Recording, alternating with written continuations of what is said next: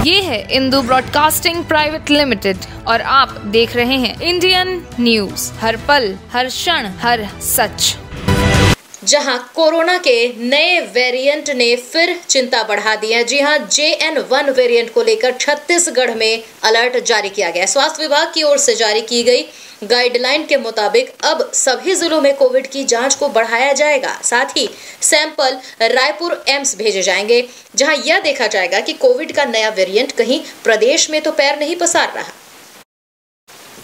स्वास्थ्य विभाग की अपर मुख्य सचिव रेणु पिल्ले ने छत्तीसगढ़ के सभी कलेक्टर्स को आदेश जारी किए हैं। सरकारी आदेश में कहा गया है कि छत्तीसगढ़ में फिलहाल कोरोना की स्थिति नियंत्रण में है। केरल में नए वेरिएंट के मामले सामने आए हैं, इस वजह से छत्तीसगढ़ में जांच के दायरे को बढ़ाया जाएगा। हालांकि छत्तीसगढ़ में नए वेरिएंट की पहचान नहीं हुई है, लेकिन जिले स्तर पर सावधानी बरतने की जरूरत है और इसके लिए गाइडलाइंस भी जारी की गई है। कोविड संक्रमण को रोकने के लिए सभी जिला अस्पताल और सामुदायिक स्वास्थ्य केंद्रों में दवाओं की उपलब्धता की जांच के निर्देश दिए गए हैं और कम से कम 100 टेस्ट हर दिन होना चाहिए। हो सके तो सभी RT-PCR विधि से की जाए।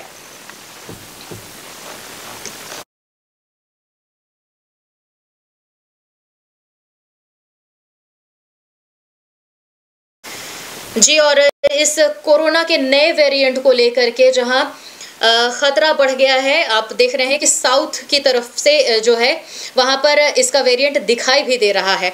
तो इसी के बारे में और जानकारी के लिए कि छत्तीसगढ़ में इसकी क्या प्रभाव हो सकता है, क्या इससे खतरा है या कितने हम तैयार हैं, प्रशासन क्या कर रहा है, इन सभी जानकारी को लेकर के हम जुड़ चुके हैं अपने रायपुर संवाददाता मुकेश वर्मा जी से। उनसे जानते हैं इसके अधिक जानकारी। जी मुकेश।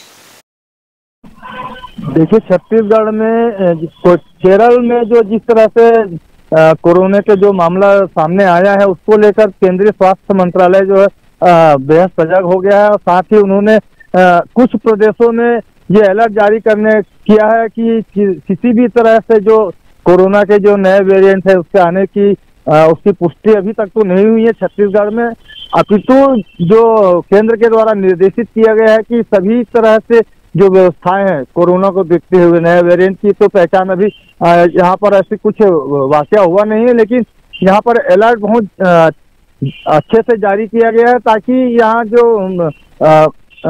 जो सबसे बड़ा जो छत्तीसगढ़ का अस्पताल है डॉक्टर भीमराव अंबेडकर हॉस्पिटल और साथ में जितने भी जिला चिकित्सालय हैं वहाँ पर इस सब सुविधाओं को व्यवस्थित करने के लिए कहा गया है। यहाँ की जो सचिव है रेणु पिल्ले जी, उन्होंने भी आदेश किया है जिले के कलेक्ट्रेट और कलेक्टरों को लेकर, साथ में उन्होंने ये जो CMHO है और विभागाध्यक्ष है उनको भी जारी करके अलर्ट के लिए कहा गया। तो आज हमने जब मेकाहारा के मतलब भीमराव अंबेडकर हॉस्पिटल के अधीक्षक बात की तो उन्होंने कहा कि यहाँ पर सारी व्यवस्था प्रॉपर तरीके से है, RT-PCR की भी कोई भी सामान की कमी नहीं है और साथ में जो भी नए मरीज आएंगे उनका प्रॉपर टेस्टिंग होगा और टेस्टिंग होने के बाद ही अगर उसमें वेरिएशन इसमें पाया जाता है तो उनको प्रिकॉशन के तौर पर अलग से जो व्यवस्था की गई है कोविड-19 के समय, तो जो बिल्डिंग है उस बिल्डिंग में वापस फिर से स्टार्ट किया जा रहा है कोविड वेरिएंट को देखते हुए। तो इस तरह की जो व्यवस्थाएं जो है पूरे छत्तीसगढ़ में अलर्ट रहने के लिए कहा गया है। जी मुकेश, ये एक सवाल यहाँ आता है कि कोरोना का जब फर्स्ट वेरिएंट आया हुआ था, पहले जो कोरोना आया हुआ था, इसके लिए प्रशासन पूरी तरीके से तैयार नहीं था। तो फिलहाल में भी ये बात आ रही है कि निर्देश दिए गए हैं सतर्क रहने के लिए, लेकिन जमीनी तौर पर कितनी तैयारी की गई है, मतलब ये कैसे पता चलेगा कि कौन उसका शिकार हो रहा है?